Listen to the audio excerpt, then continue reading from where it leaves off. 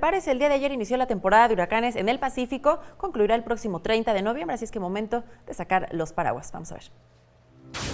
Inició la temporada de huracanes en el país. Como cada año, el territorio mexicano se ve afectado por los ciclones tropicales formados tanto en el Pacífico como en el Golfo de México y el Mar Caribe, los cuales terminarán el 30 de noviembre. Rosario Romero Centeno, investigadora del Centro de Ciencias de la Atmósfera de la UNAM, informó que aún no se han emitido pronósticos para la cuenca del Pacífico Oriental, pero el promedio histórico es de 15 ciclones, 8 con categoría de huracán y entre 3 y 4 de categoría mayor.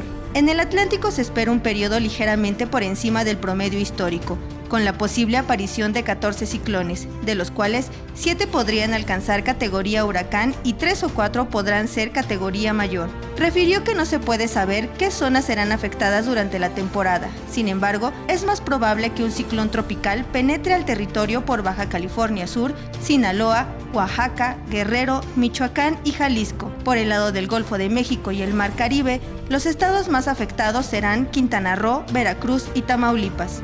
Destacó que los sistemas que no alcanzan categoría de huracán son llamados tormentas tropicales y son los que ocurren con mayor frecuencia y pueden causar graves daños a la población por las lluvias intensas en las zonas costeras como tierra adentro.